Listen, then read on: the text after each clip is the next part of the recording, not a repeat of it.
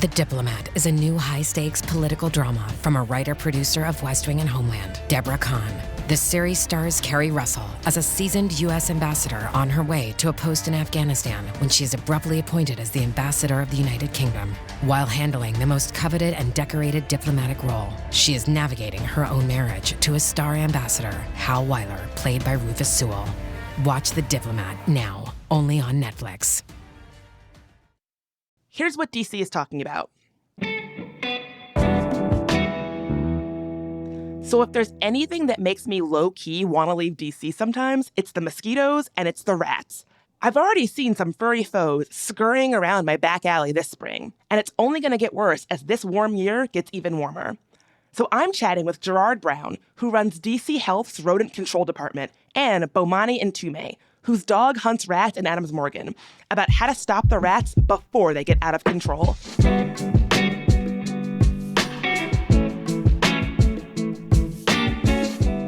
It's Thursday, April 20th. I'm Bridget Todd, and this is CityCast DC.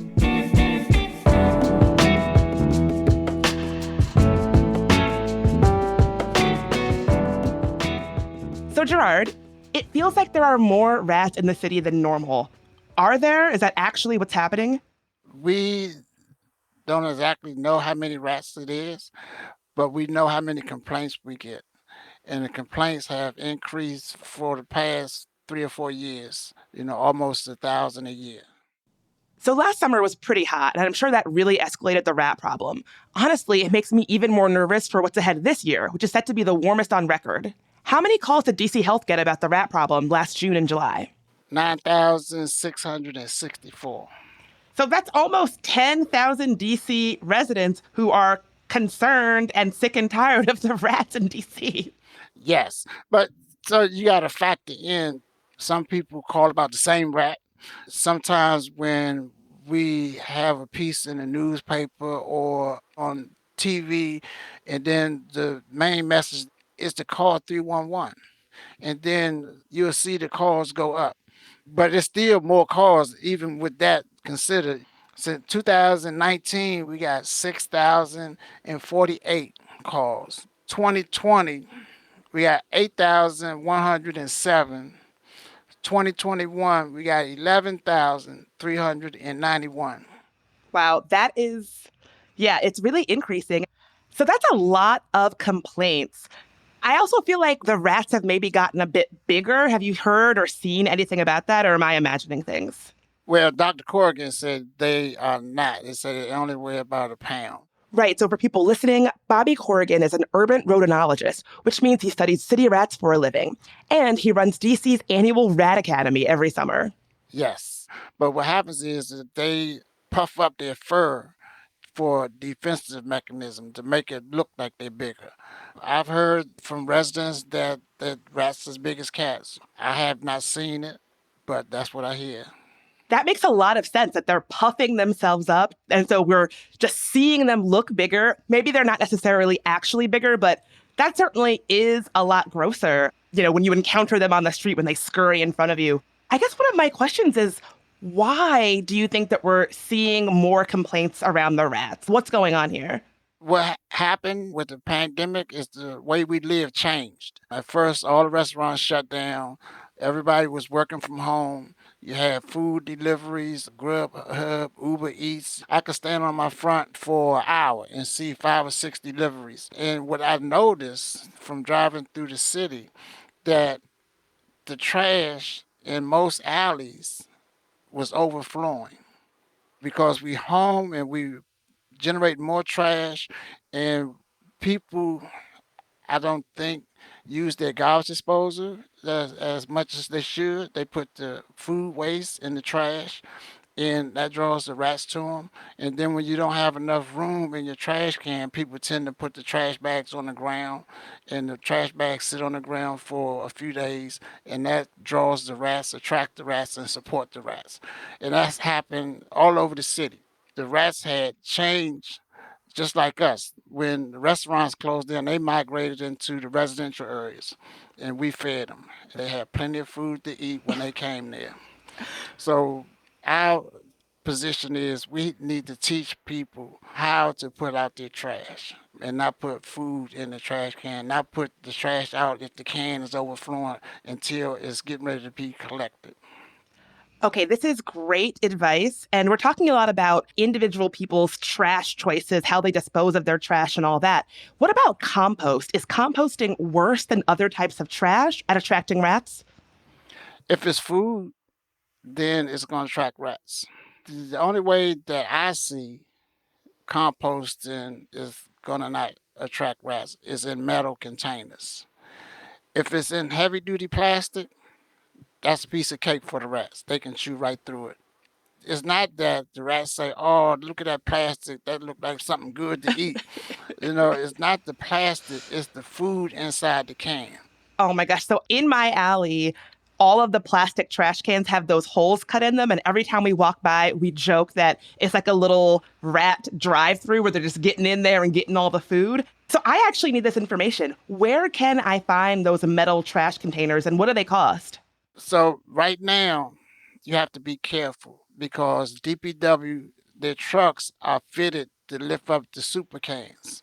So what they're doing right now, they working with some engineers that can make a material that the rats can't chew through for the residential cans because we see it too and they see it too.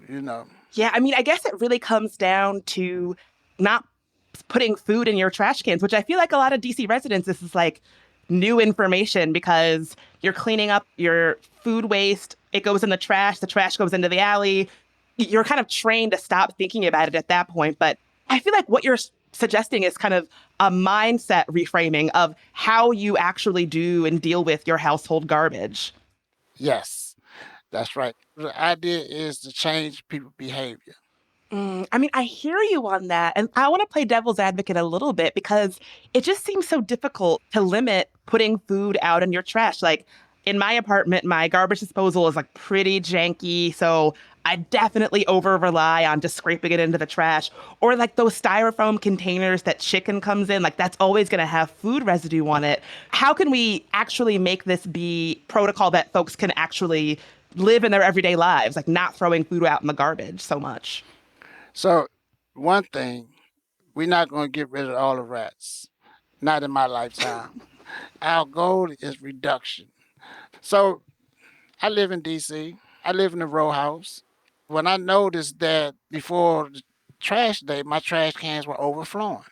And I noticed like my wife might put chicken bones or scraps and stuff in the trash.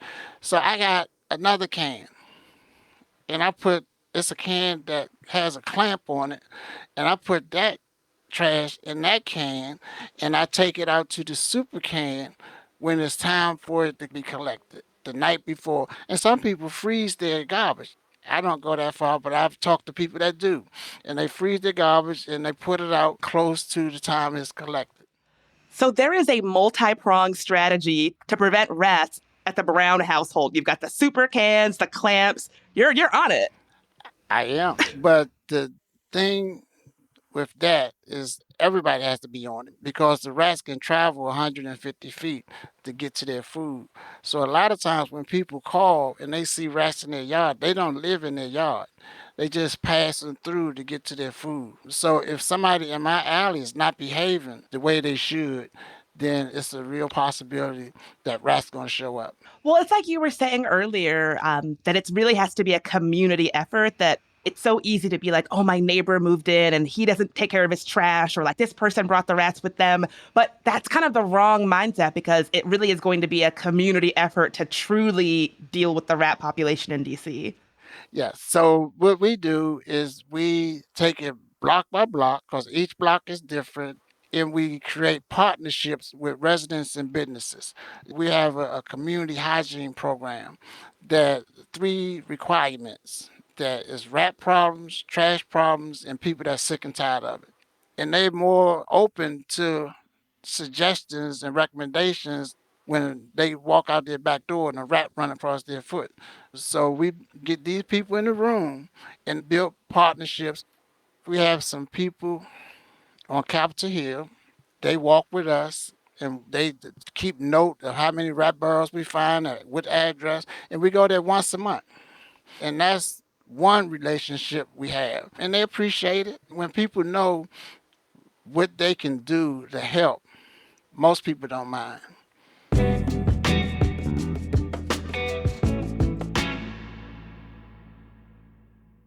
Cold War-era defectors sold secrets outside the British Embassy on Mass Ave. Allied operatives met at the Mayflower Hotel in 1925 and again in 2010. And odds are there was a spy on your train this morning. With more than 10,000 spies, DC truly is the capital of spycraft. And if you want to understand their secrets, step into their radio-transmitting shoes, or into James Bond's Aston Martin, you need to visit the International Spy Museum. Located just off the National Mall, the Spy Museum features 2 floors of exhibits and artifacts. They've got ciphers, submarines, and the actual ice axe that killed Leon Trotsky. While most DC museums discouraged me from touching the artwork, the Spy Museum gave me an undercover identity and tested my skills as a covert operative in a series of interactive challenges. Book your visit today at spymuseum.org.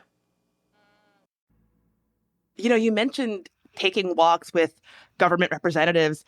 Before we hit record, you and I were talking about Mayor Bowser and her rat walk, and how that one rat walk ended with the department being funded differently. Can you tell us about that?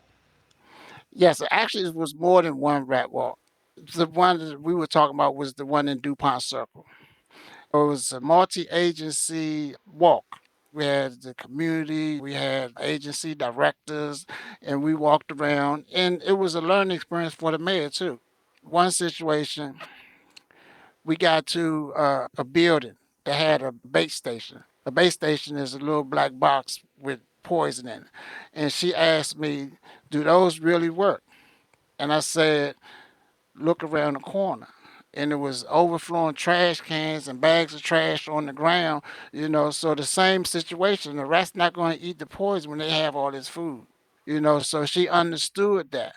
Yeah, so let's say that I have a rat problem and I called DC Health to help me out. What's the process like for treatment? What do you all do? So we have 17 certified pest controllers. When you call 311, 9 times out of 10, somebody's going to be conducting an inspection tomorrow. What we do is come out and look for conditions that support rats. And we look for the rat burrows, the holes in the ground. And when we find them, we inject some rodenticide in it. It's called tracking powder, what we mainly use. It's a powder that we pump in the burrow, and it gets on the rat's fur. And when they groom themselves, they ingest the rodenticide, and it kills them.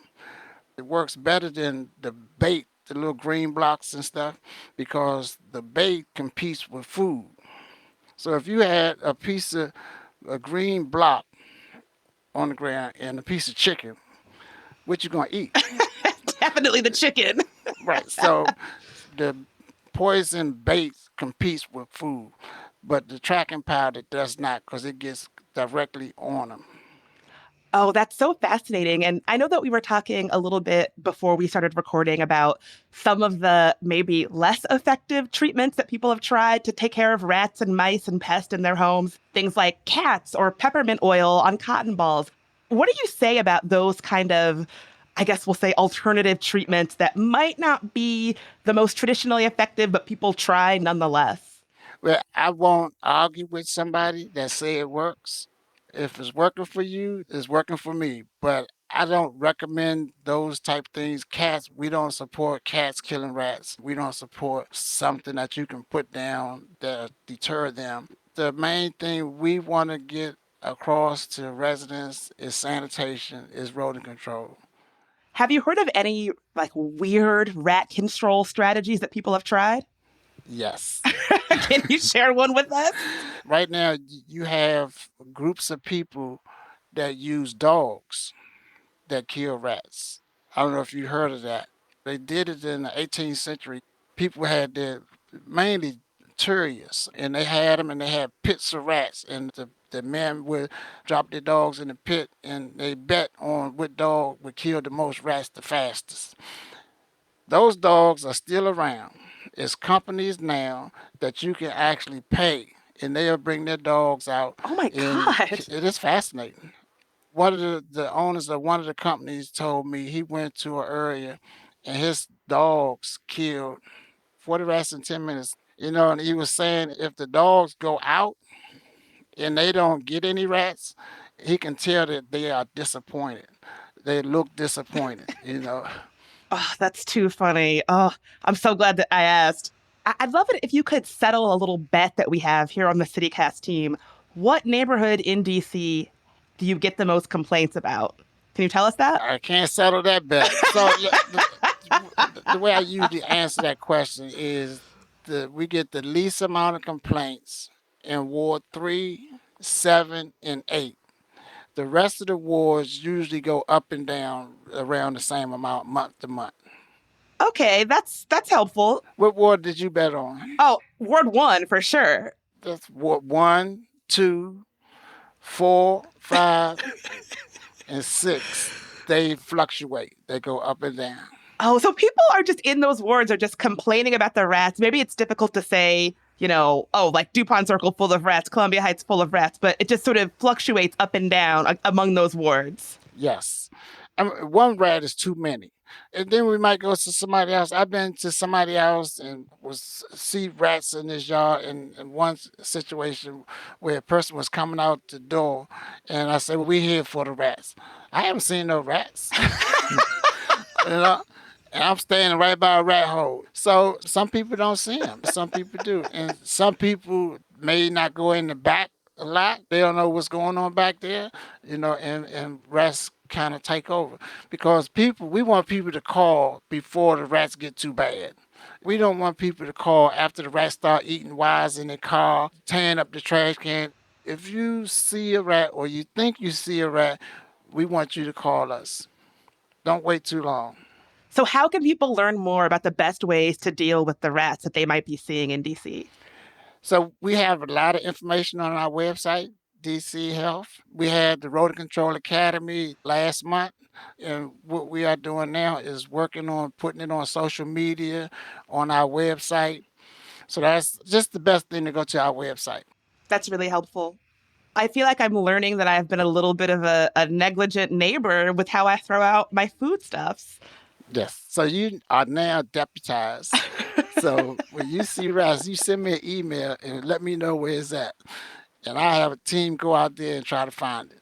Oh, will do. Well, Gerard, I could talk to you all day. Thank you so much for being here. I feel like I learned a lot, and I think I'm going to change my behavior going forward, and I hope some of our listeners do too.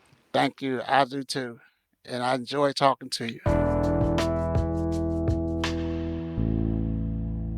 Okay, so after talking with Gerard, we just had to look more into those rat-killing dogs he talked about. And that's how we got in touch with Bomani Ntume.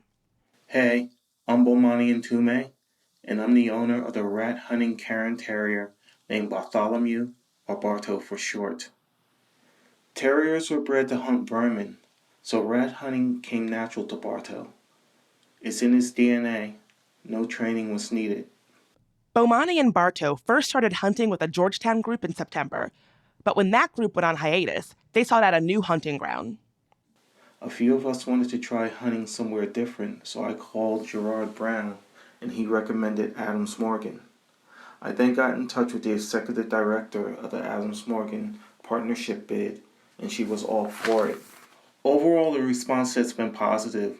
People recognize the dogs right away. They come up and thank us for what we're doing. But then there are those people who think we're abusing our dogs and they're going to get seriously sick or even die because the rats have so many diseases and probably have been poisoned. We take precautions against leptospirosis, which the dogs can get from coming in contact with rat urine. Other than that, there's not much else dogs can catch. Rats don't carry rabies, so that's not a concern.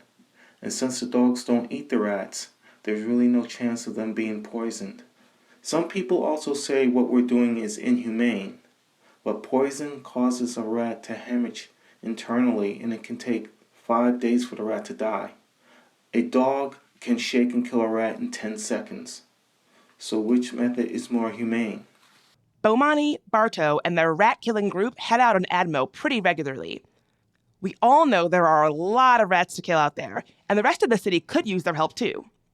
Bomani says all you need is the right breed of dog. That's a terrier, a dachshund, or a lurcher. A lurcher is a sighthound mix. You then just need to find like-minded people with the same type of dogs and just go hunting. It's as easy as that. We found Bomani through a Washingtonian article, which we'll link to in our show notes. Plus, you can learn more about how to get rid of rats in your neighborhood by going to DC Health's website. That's also in our show notes. And be sure to keep an eye out for the Rodent Control Academy that they set up every summer. And before you go, audio producer Julia Karen is here with some quick news. Starting May 26th, students in Arlington Public Schools will be allowed to carry Narcan, the nasal spray that reverses opioid overdoses. The school system is introducing this and other drug prevention efforts after a 13-year-old student died from an apparent opioid overdose earlier this year.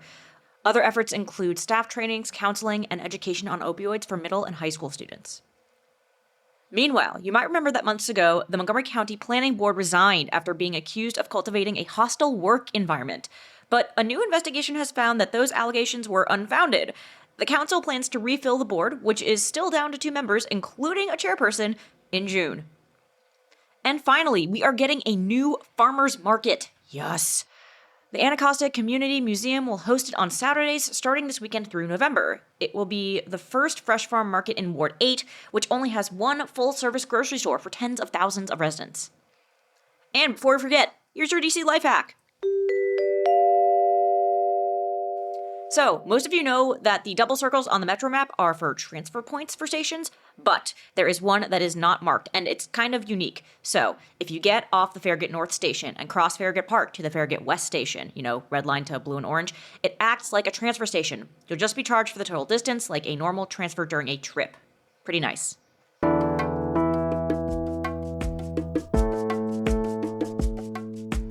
That's all for today here on CityCast DC. Share this episode with your friend who lives in a ratty area of DC, or anywhere in DC. We'll be back tomorrow morning with even more news from around the city. Talk to you then.